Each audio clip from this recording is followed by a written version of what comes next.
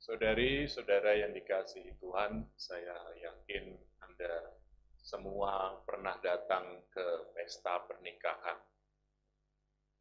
Kalau belum, ya kasihan. Sekali-sekali datanglah ke sana, cari makanan enak.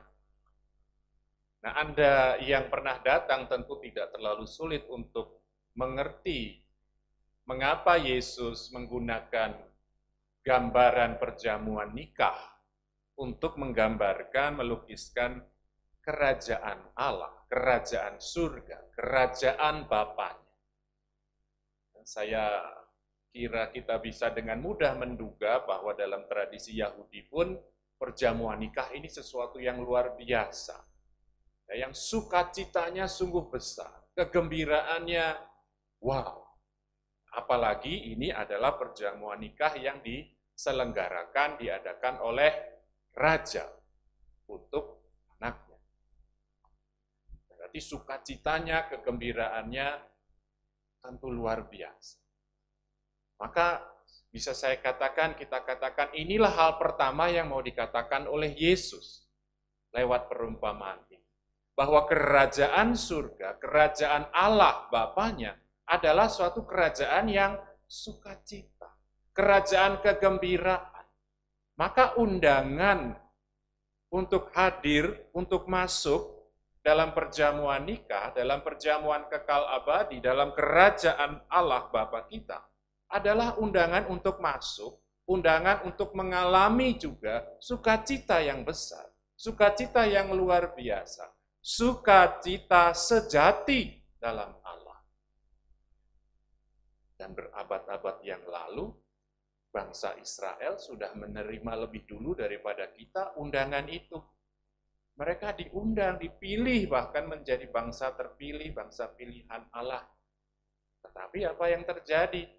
Waktu anak Allah sendiri datang, mau mengeksekusi dalam istilah tertentu, mau mewujudkan undangan, ini sudah siap, ayo datang, ayo masuk.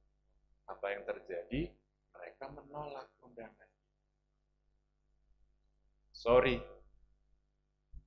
saya harus ke toko, saya harus ke ladang. Nah, ada yang nggak ngomong apa-apa, langsung menangkap dan menyiksa dan seterusnya. Mereka menolak undangan Tuhan. Maka akhirnya undangan itu diberikan kepada siapa? Orang-orang di persimpangan jalan.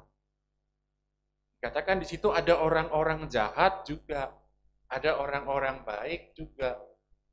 Untuk mengatakan semuanya saja diundang masuk. Ya, padahal orang-orang di persimpangan jalan itu siapa? Kalau sebelumnya mungkin yang mengundang ini si raja ini pilih yang diundang tentu yang menurut dia layak, oke, dan seterusnya. Tapi ini sekarang dia mengutus hamba-hambanya datang ke persimpangan jalan. Di situ ada siapa saja. Orang macam-macam ada. Orang yang berdosa banyak. Mungkin bisa dikatakan malah semua.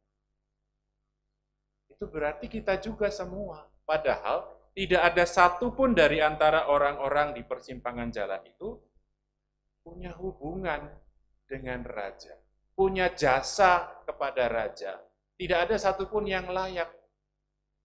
Maka bisa dikatakan ini undangan rahmat. Yang diundang itu diundang karena belas kasihan, karena kerelaan, karena kesediaan raja itu untuk mengundang. Maka inilah poin yang kedua, bahwa kerajaan Allah, undangan masuk ke dalamnya adalah undangan rahmat. Ini adalah perjamuan rahmat. Kita tidak ada yang pantas, kita tidak ada yang layak, kita tidak ada yang punya jasa sehingga harus diundang. Semuanya adalah rahmat. Dia mengundang sebagai rahmatnya.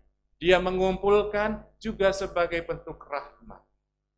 Kita, saudari-saudara terkasih, adalah orang-orang yang sungguh-sungguh luar biasa. Karena kita diundang untuk masuk dalam perjamuan sukacita yang sejati, dan kita diundang semata karena rahmat. Kita tidak punya jasa. Kita tidak punya kepantasan apapun untuk masuk ke dalam perjamuan. Nah, ini dua poin utama yang saya kira mau disampaikan Yesus, bahwa kerajaan Allah, kerajaan Bapaknya adalah perjamuan sukacita dan perjamuan rahmat. Dan kepada kita dikatakan, seperti setiap kali kita lihat sebelum kita menerima komuni, imam akan mengangkat hosti dan mengatakan kepada kita, berbahagialah kita yang diundang ke dalam perjamuan. Saudari-saudara terkasih, hari ini sungguh-sungguh kita diingatkan bahwa kita ini orang-orang yang bahagia.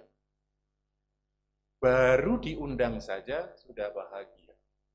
Kita mesti sadar akan hal ini supaya kebahagiaan itu sungguh-sungguh menjadi nyata. Tidak berhenti pada undangan saja. Kalau bagi saya, kebahagiaan itu belum sungguh-sungguh terjadi kalau kita tidak memenuhi undangan itu. Kita tidak sungguh-sungguh datang ke perjamuan itu. Maka saudara-saudara, kita nampaknya perlu sungguh-sungguh menghayati martabat kita sebagai citra Allah. Artinya ciptaan yang memiliki akal budi, hati nurani, dan kehendak bebas. Kalau kita diberi undangan yang sedemikian luar biasa berharga itu, lalu bagaimana sikap kita?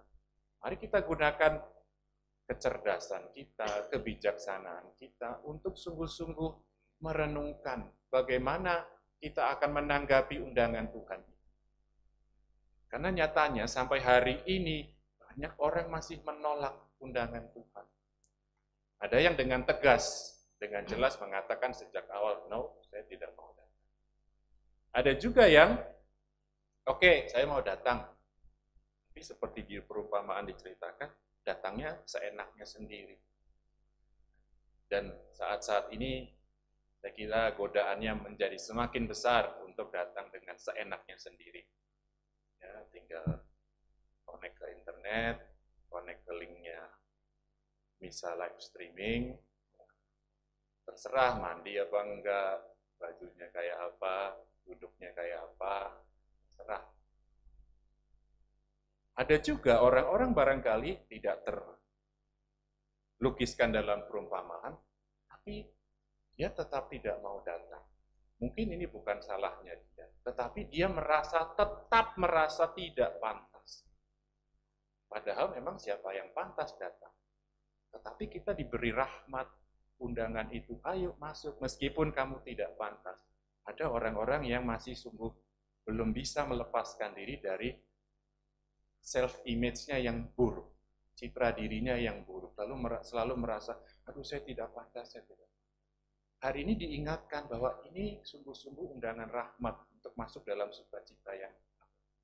Maka saudara-saudara, mari kita wujudkan sungguh-sungguh kebahagiaan kita itu. Tidak berhenti bahwa kita adalah orang-orang yang diundang, tapi kita orang-orang yang sungguh hadir dalam perjamuan nikah, perjamuan kekal abadi.